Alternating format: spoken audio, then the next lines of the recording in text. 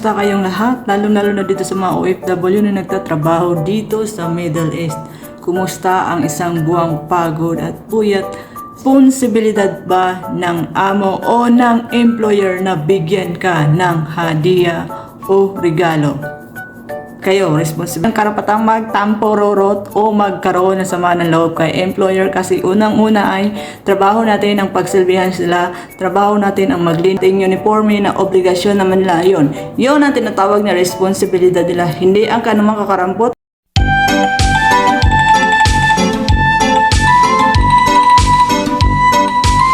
What's up mga kabayan? I'm back. So, belated Eid Mubarak po sa ating lahat. Medyo naging busy po tayo sa nakaraang Ramadan at nakaraang Eid nung isang araw pa. So, ayun nga, nakabalik na nga ako. So, kumusta kayong lahat? Lalo-lalo na dito sa mga OFW na nagtatrabaho dito sa Middle East. Kumusta ang isang buwang pagod at puyat sa buwan ng Ramadan? At kumusta naman ang inyong Eid Day? So, marami na ba kayong nakulimbat na hadiah? Marami na ba kayong naipon o mayroon na bang naibigay si employer sa inyo na pakonsuelo de amor sa nangyaring pagod at puyat na pagsisilbi sa kanilang angkan? So yan ang magiging topic natin for today, ang tungkol sa hadiah. So mga kababayan ko, kung bago pa lamang kayo dito sa akin channel, huwag kalimutang mag-like at mag-subscribe. So yun na nga mga kabayan, back to the topic na nga tayo is tungkol sa hadiah. So bago tayo mag-umpisa ay tatanong ko muna sa inyo, sa ating mga kababayan na nagtatrabaho dito sa Middle East, lalo na dito sa KSA, ay responsibilidad ba ng amo o ng employer na bigyan ka ng hadiah o regalo? Kayo, responsibilidad ba yon ng amo nyo o hindi? Para sa akin po ay it's a no. Hindi po responsibilidad ng employer, obligasyon ng employer, hindi niya po obligasyon na bigyan tayo ng pakonsuelo de amor o ang tinatawag na hadiah. O ang ibig sabihin po sa atin noon ay regalo o gift.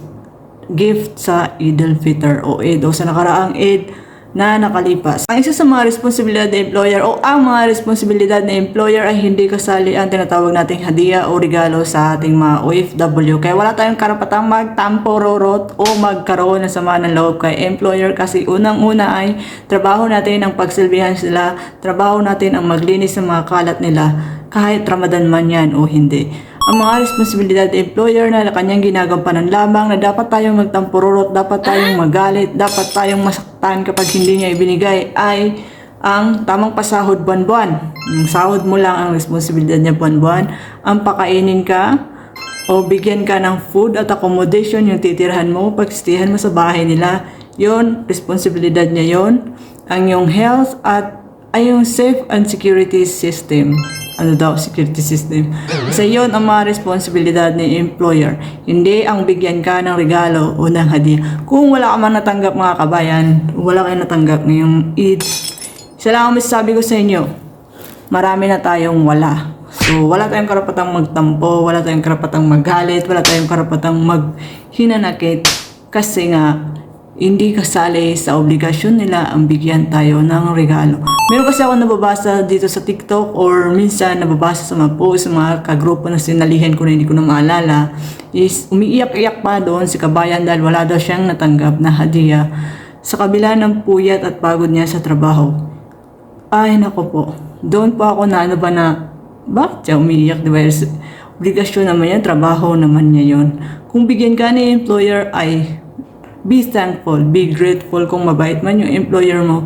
Pero kung wala ka man matanggap, at least, di ba, natapos ang isang buong buwan ng Ramadan na healthy ka pa rin, malakas at malusog. Yun ang pinaka-importante sa lahat. Gumraduate ka sa buwan ng Ramadan na maayos pa rin ang iyong kalusugan. Pero nga mga kabayan, kung bigyan ka man ni employer mo ng hadiah o regalo, is be grateful na lang, be thankful na lang. Kasi may mga employer naman talaga na mababait. Sila yung may mga maputing budhi. Sila yung may mga amor sa katulong nila. Sila yung mahilig magbigay ng mga regalo. Sila kumbaga yung mga marigalong employer.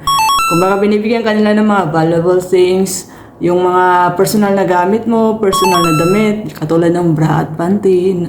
Tapos, katulad ng bags, yun, binibigyan ka nila nun. So, ibig sabihin nun, binavalue nila yung pagod mo sa nakalipas na Ramadan at pinapasaya ka nila ng konti. Sinusulan ka nila para para hindi ka umuwi.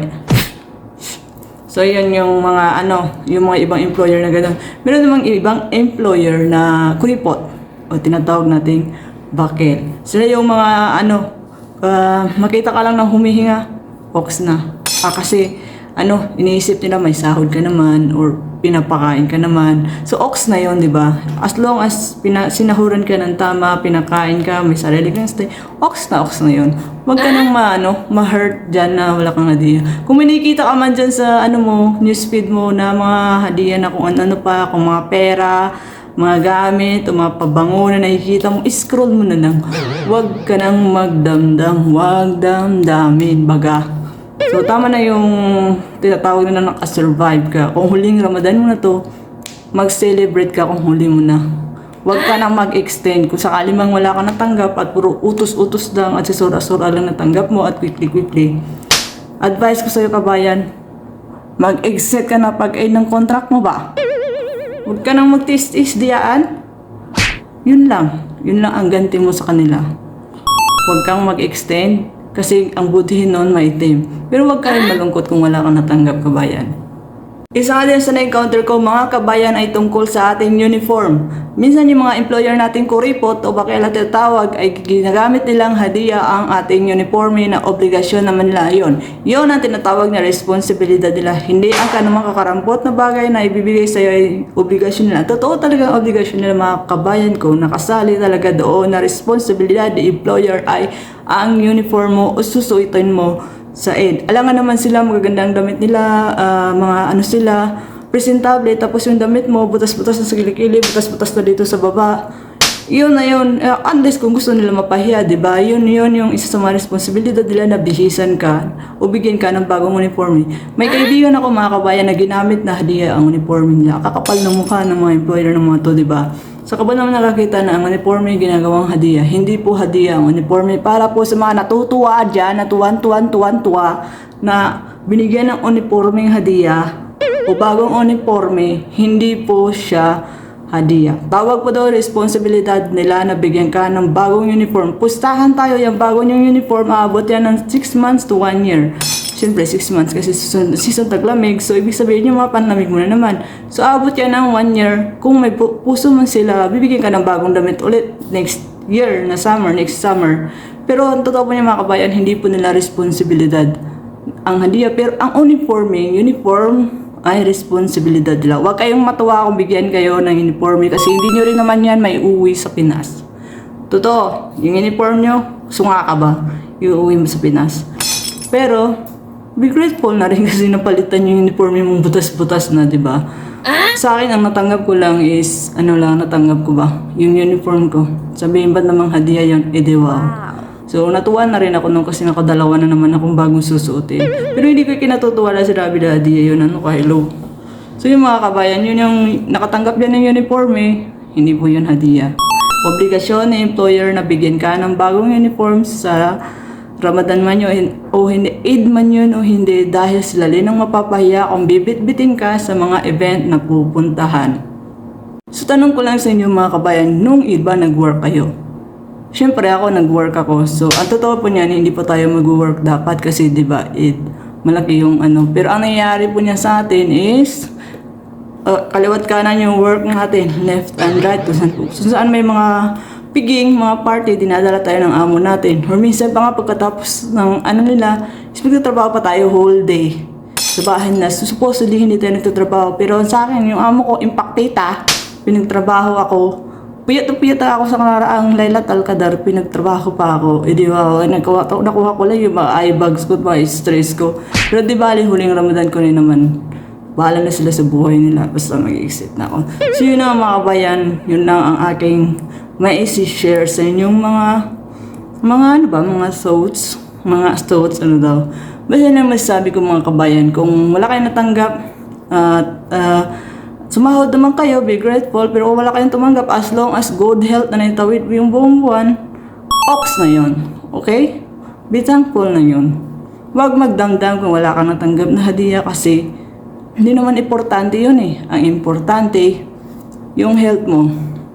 Para sa huling mensahe ko sa inyo mga kabayan, ay ang masasabi ko lang ay nasa abroad ang pera pero wala dito ang saya. So, till my next vlog.